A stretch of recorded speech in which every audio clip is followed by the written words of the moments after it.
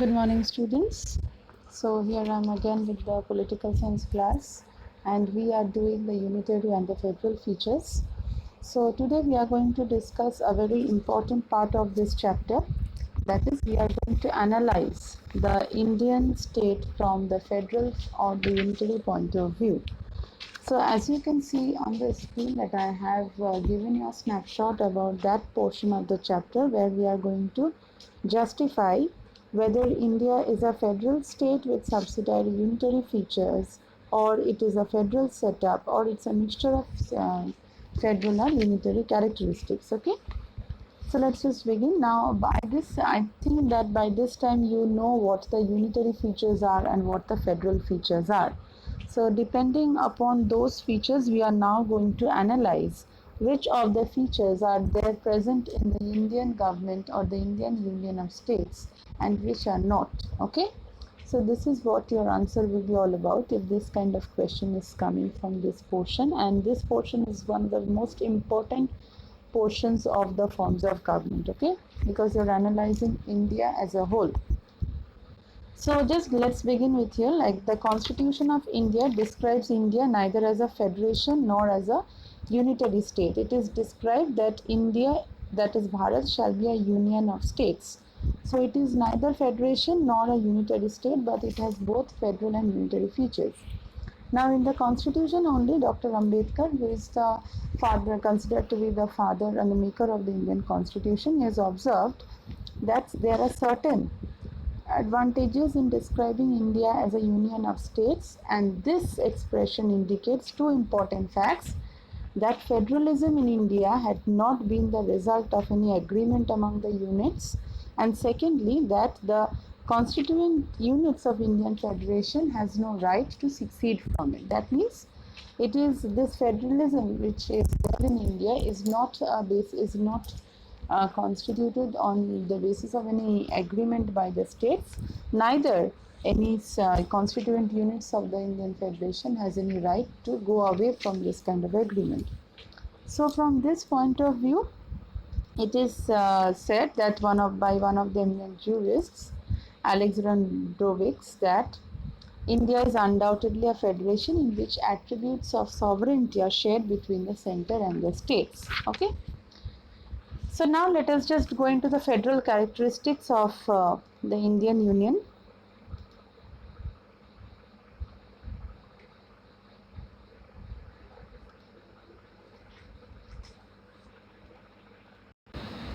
Okay, so we are going to study the federal characteristics of the Indian state. That means what are the federal features present in the Indian state. First is division of power. We all know that there is a central government, that is a government at the central level, and there are the governments at the state levels also.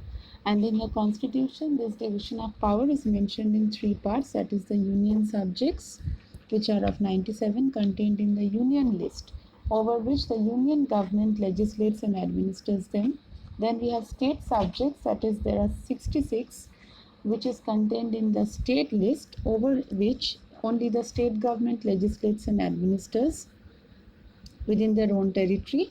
And then there is a concurrent list which is 47, over which both the union and the state governments can legislate. So there is a clear demarcation of power between the center and states, which are being constituted within this three lists which are provided in the constitution. Okay.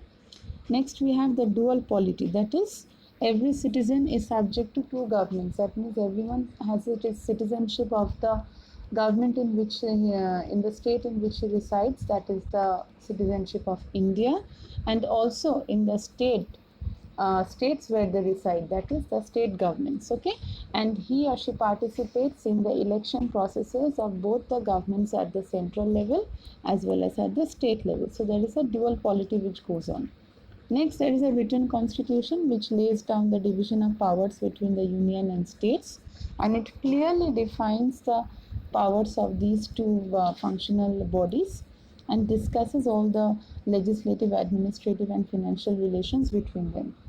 Then we have the rigidity of the constitution in respect of the federal provisions, which that Article 368 of the Indian Constitution lays down the procedure of amendment of the constitution. It is, and since it is a written document, so it is not easily amendable, and it can only be amended if it is being passed by each of the two houses of the Union Parliament, that is the Rajya Sabha and the Lok Sabha, individually by a majority of the total membership and two-third majority of the members present and voting. So you can understand how rigid an amendment procedure is in Indian Constitution. That means if any amendment is required, first it has to be passed by both the houses individually, and secondly by two-thirds of the members present and voting. Okay, only then it can be amended by the it can be amended and it can become an act. Okay. So next is constitution is the supreme law of the land. Whatever is laid down in the constitution, that is considered to be the supreme power, and both the government derive their powers from the constitution. Hence, it is considered to be the supreme power of the land. Then the special role of the Supreme Court, that is the Supreme Court is the highest lawmaking body and it is the guardian of the constitution. It has the power to settle the disputes over the center and the states, and it is the final interpreter of the constitution. Next, we have the bicameral Union Parliament. The Indian Constitution provides for a bicameral parliament with Council of States, that is Rajya Sabha, as the upper house and House of People, or the Lok Sabha as the lower house. Okay. So all these features are all related to the features which we have studied for the federalisms, and that is why India has these federal features in it. Okay. Next, let us just analyze what are the subsidiary unitary features present in the Indian Union. First is presence of a strong central government. Presence of a strong central government. First is that the government which is at the center is establishes a very strong character. It establishes a very strong central government. Why? Because in which the union list is there. The union government has exclusive jurisdiction with the most number of largest list with 97 subjects. Then concurrent list also contains 47 subjects, where the jurisdiction of both the union and states are required, but which is also virtually in the hands of the union. So ultimately it is the union's decision which counts for. Moreover, the Constitution of India, unlike the US Constitution, it vests residuary powers in the union and not in the states. And moreover, in the state list also, there is a tendency of the Indian government to incorporate more and more subjects either in the union list or in the concurrent list. So you can see that these are the Unitarian forms, Unitarian features first in matters of division of powers.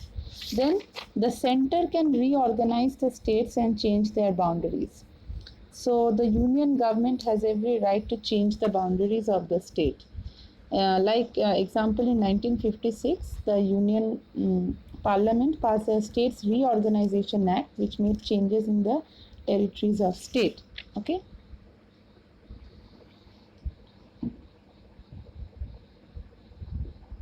Then you have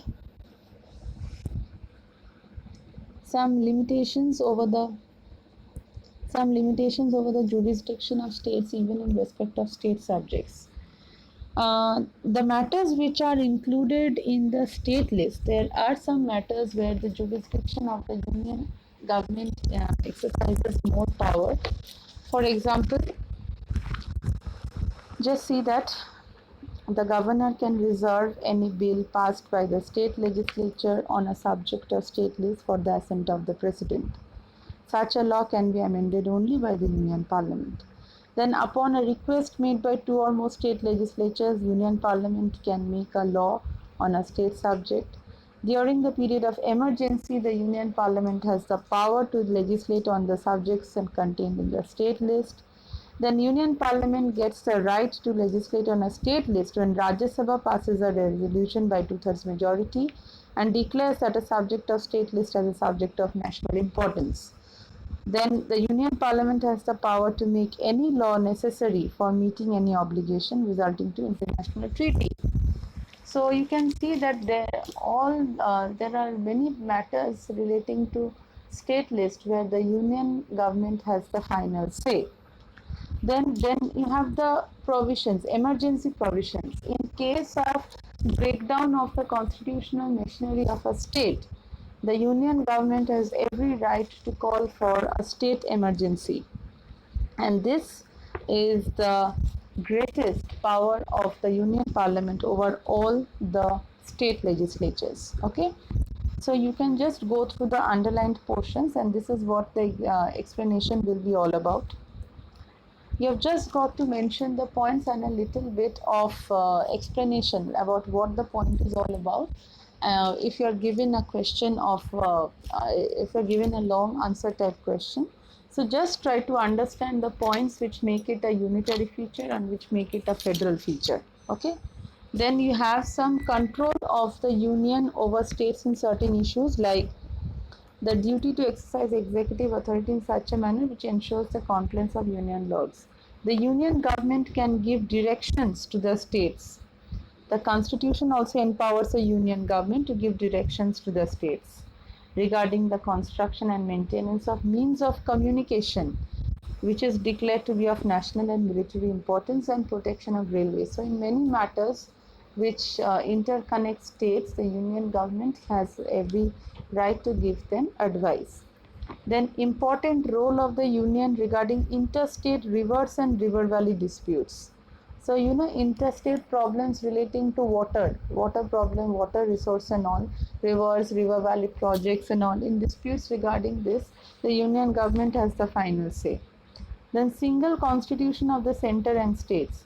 Acha, this is a very important point, because although in this Indian federal system we have two sets of governments which is at the center and the state level each, but the constitution is only one.